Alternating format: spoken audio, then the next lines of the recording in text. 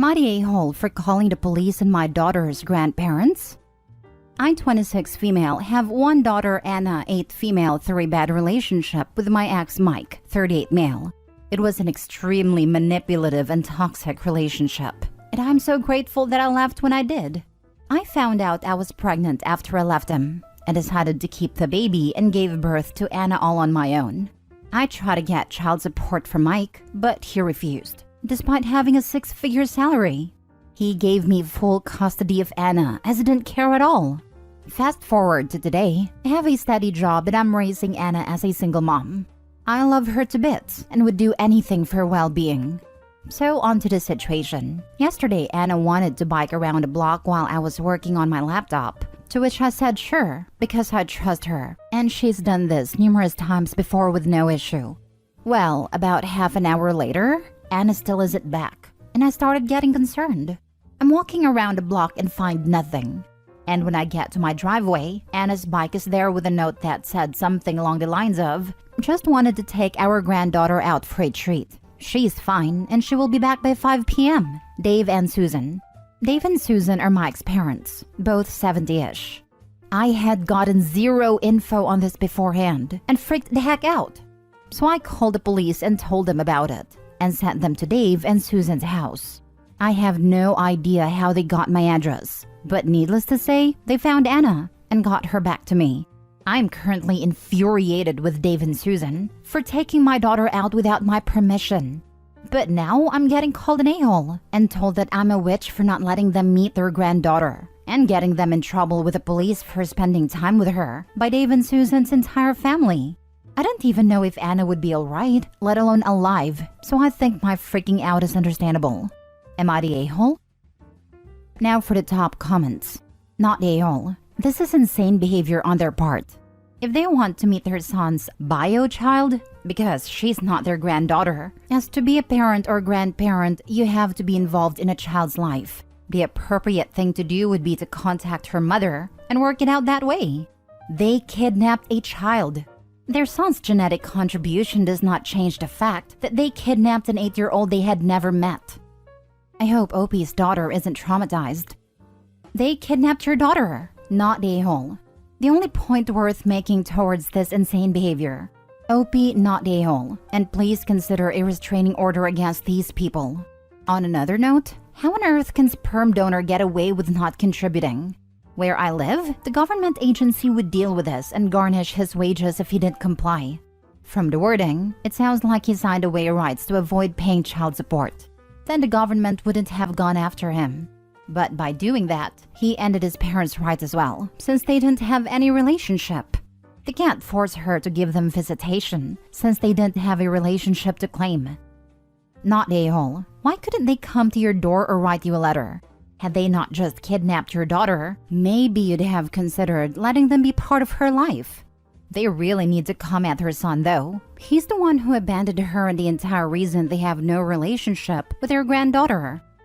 Yeah, that's what I was thinking. My idea is that they thought I wouldn't let them see her, which I might have if they didn't commit a felony.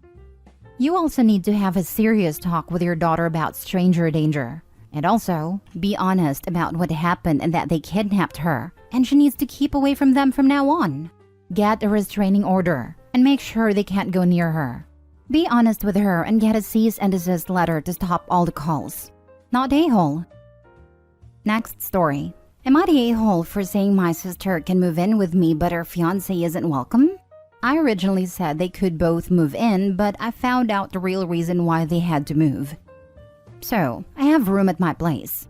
My house has 3 bedrooms and I live alone, so when my sister asked me if she and her fiancé could stay with me temporarily, I didn't hesitate. They're both employed, don't use drugs or anything like that, and I've never had any problems with them. It would just be temporary for a few months. I didn't hesitate because she's my sister, and I didn't want her and her fiancé to be homeless. My sister originally told me they had to move because when they went to renew their lease, they were told the rent was increasing and they couldn't afford it. They have to be out of their place at the end of the month. That's when she told me her lease ends. That was a lie. Their lease wasn't ending for months. The real reason they had to move is because of her fiancé's creepy behavior. He was going through the trash bins at the building, looking for used pads or tampons. I kid you not. And my sister thinks it won't be a problem because I'm a guy and don't menstruate. He started asking women in their building if he could have their used period products, and several of them complained about him because apparently he was harassing them and asking all kinds of creepy questions about their periods. I swear I'm not kidding. This is why they got told to move.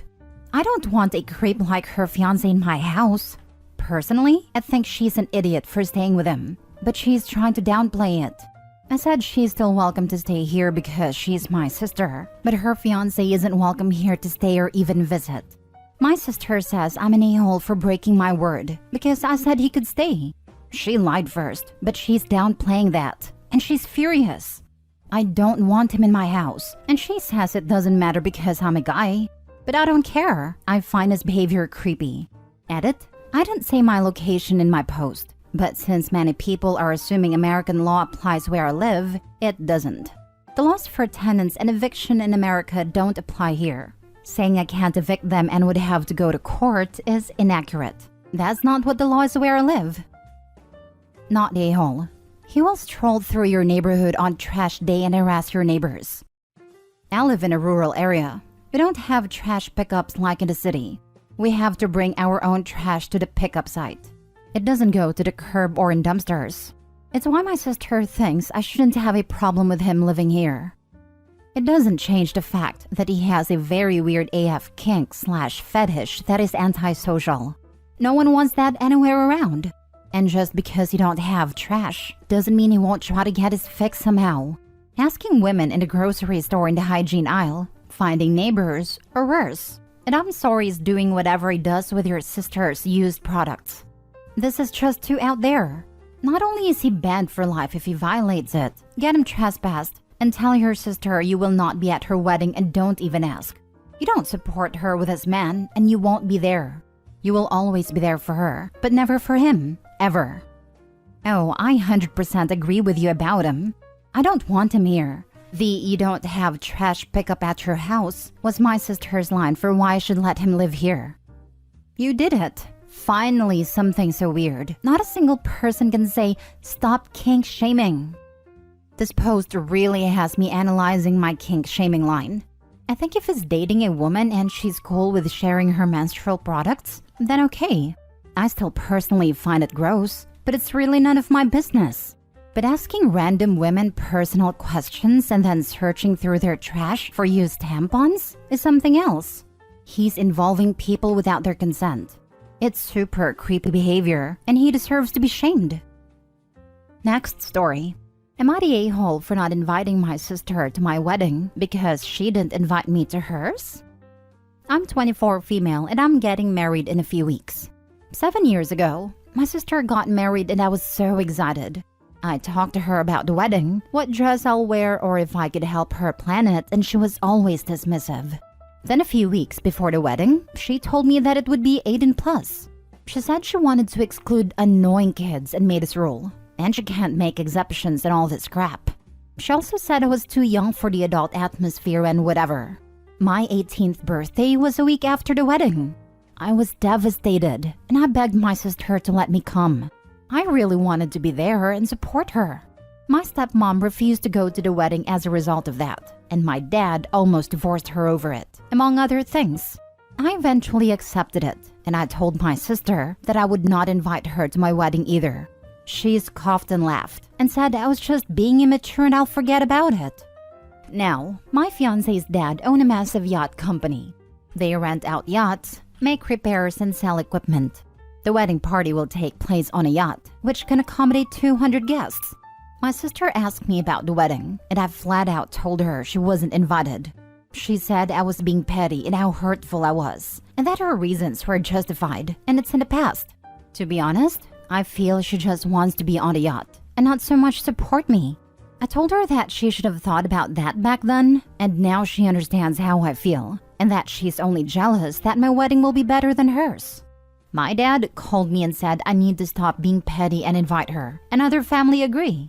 I told them no, and after some arguing, they respected it. And now my sister is being a witch about it on Facebook. A friend suggested I should make my sister delete all the Facebook posts and write an apology letter saying why it was wrong to exclude me from the wedding. I think that's cringe, but what do you all think? Now for the comments. Not the a-hole. If you were like 12 to 13 when you weren't invited to her wedding, it's a different story. But you were a week from being 18. She definitely had ill intentions back then for the disinvite. Not even that, she's her sister. She absolutely can make exceptions for siblings. It doesn't matter if they are 10 or 1 week from 17. But I agree, OP is not a-hole. My wedding was technically child-free. My 17-year-old sister was absolutely an exception and was invited. Her age was never going to be a factor on whether she was invited. My older sister asked if my niece could come and see me in my dress before the reception. Yes, absolutely. My cousin just had a baby and brought him along. I didn't mind at all, as I would rather have my family there. OP's sister was just being horrible. Good on OP for getting her own back. Not a-hole OP. Your stepmother is a gem for supporting you. Your father is garbage though. Now she can be excluded and know how it feels. It's truly amazing to see this. Stepmother put her marriage in jeopardy to support OP, which is incredible. Father? Meh. He's just tired of being complained at by others. Dad should have stayed neutral like he did when OP was excluded. Dad seems to have threatened divorce over the precious wedding when stepmother stood in solidarity of OP. Dad is an idiot. Dad clearly has a golden child. That is not OP. Last story. Am I the a-hole for getting my sister removed from the will because of her husband? I, female 24, have a sister, female 29, who has been with her husband, male 30, for 8 years.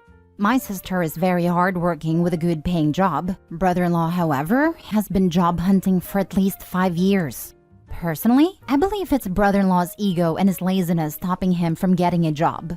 Any job I would offer would be rejected because with his experience, he at least deserves to be a manager, and the money is too little.